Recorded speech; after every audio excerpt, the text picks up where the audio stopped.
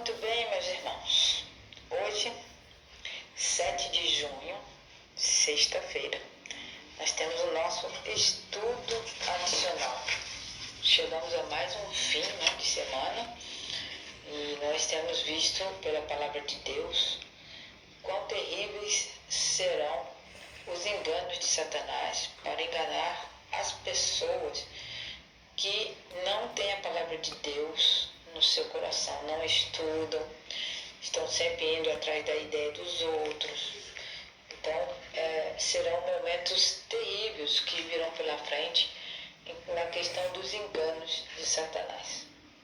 Então, nós temos aqui algumas citações e vamos ler para vocês.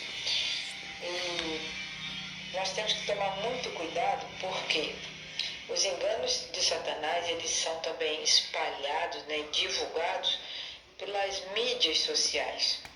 Então, muita gente acredita no que vê na televisão, nos jornais, nas redes sociais. E não para pensar, porque o inimigo, ele apela para a nossa parte emocional.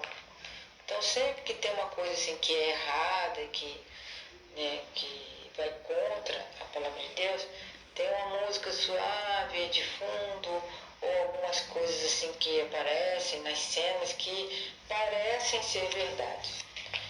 Mas são enganos de Satanás para levar as pessoas a praticarem injustiça.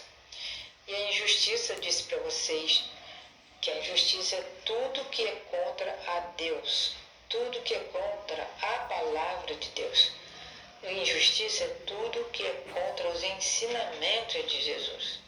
Então, somente pela sua palavra é que nós poderemos estar blindados, para evitar esse tipo de engano. Então, nós vamos ler aqui algumas citações.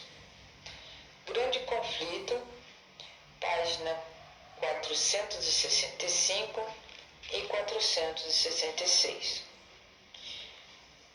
Aqui está falando de todas as pessoas que não têm fé, não têm fé firmadas em Deus. Todos aqueles cuja fé não estiver firmemente estabelecida na palavra de Deus serão enganados e vencidos. Satanás age com todo engano de injustiça para obter domínio sobre os filhos dos homens, e seus enganos aumentarão continuamente. Os que buscam sinceramente o conhecimento da verdade e se esforçam para purificar o coração pela obediência, fazendo o que está ao seu alcance para se prepararem para o conflito, encontrarão refúgio seguro no Deus da verdade. Então, nosso refúgio está em Deus, somente em Deus e sua palavra. Outra forma que Satanás usa para iludir as pessoas são autores e escritores que não são inspirados por Deus. Nós temos aqui o caso de um homem chamado Lee Strobel. O livro é Em Defesa do Céu. Neste livro que esse rapaz escreveu, ele traz a premissa de que na morte os mortos permanecem vivos em algum tipo de existência consciente, tendo como parte da prova as experiências de quase morte. Então, tem muitos relatos na internet, ele chama relatos quase morte. O que seriam essas experiências de quase morte? A pessoa ficou em coma profundo e tal, aí teve um sonho, aí disse que foi levado ao céu, disse que viu o trono de Deus, que viu isso, viu aquilo. Enfim, aí ela, de repente, do nada, ela acorda, ela volta do coma e vem contando essas experiências. Mas prestem atenção, meus irmãos, quando Lázaro foi ressuscitado, Lázaro não veio contando nada do que ele viu ou deixou de ver. Lázaro estava morto há 4 dias e Jesus disse, ele está morto. E quando ele voltou, ele não veio contando coisas que viu enquanto ele estava morto.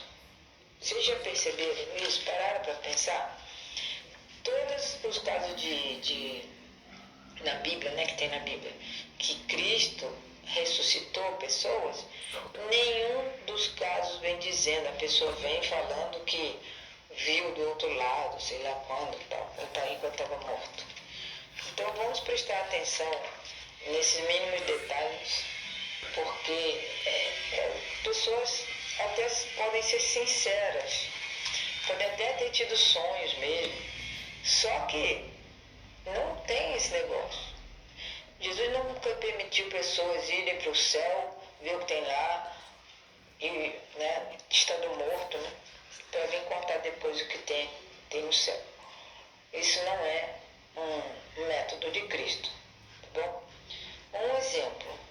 Esse exemplo está nesse livro também, que o livro é Em Defesa do Céu.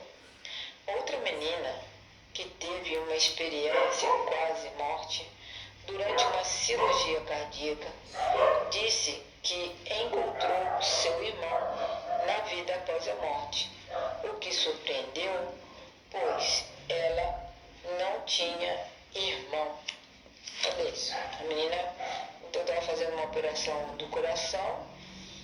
Nesse meio tempo, enquanto estava sendo a cirurgia estava acontecendo, ela disse que sonhou com o irmão, mas nem irmão ela tinha.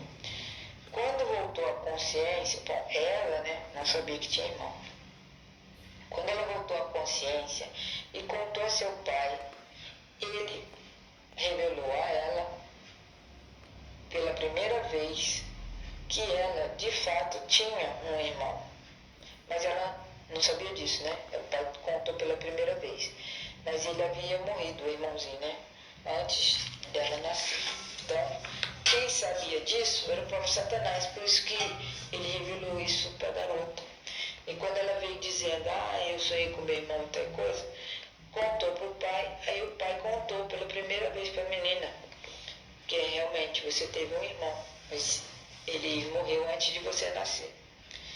Então, a gente tem que tomar cuidado, porque essas pessoas, nem elas sabem, às vezes, né, que elas estão sendo usadas pelo próprio inimigo.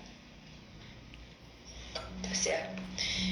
Então, muitas pessoas terão que encarar espíritos de demônios, personificando parentes ou amigos queridos e declarando as mais perigosas heresias ou mentiras e falsas doutrinas. Esses visitantes apelarão para os nossos mais profundos sentimentos e realizarão milagres para apoiar suas declarações. Devemos estar preparados para resistir a eles. Como nós vamos resistir a esse engano tão mortal? Tendo a verdade bíblica no nosso coração e sabendo que só Jesus é a verdade. E Ele que mostrou na palavra dele todas essas coisas que a gente tem que evitar. Então nós vamos resistir a eles com a verdade bíblica de que os mortos nada sabem e de que os que aparecem desta maneira são espíritos de demônios. Então cuidado com essas influências. Vamos estudar a palavra de Deus com muita atenção. Aquilo que nós não entendemos, nós precisamos orar por aquele assunto e ainda pedir esclarecimento ao Espírito Santo. Porque as coisas espirituais, a palavra de Deus diz, elas só são discernidas ou são esclarecidas espiritualmente. E é esse poder do Espírito Santo em nós que vai nos esclarecer e ajudar a evitar todo esse tipo de engano. Então, cuidado. Deus abençoe você, sua família, que amanhã vocês tenham um ótimo sábado e que Deus esteja sempre presente, nos ajudando a evitar os enganos de Satanás. Deus abençoe e até a próxima semana.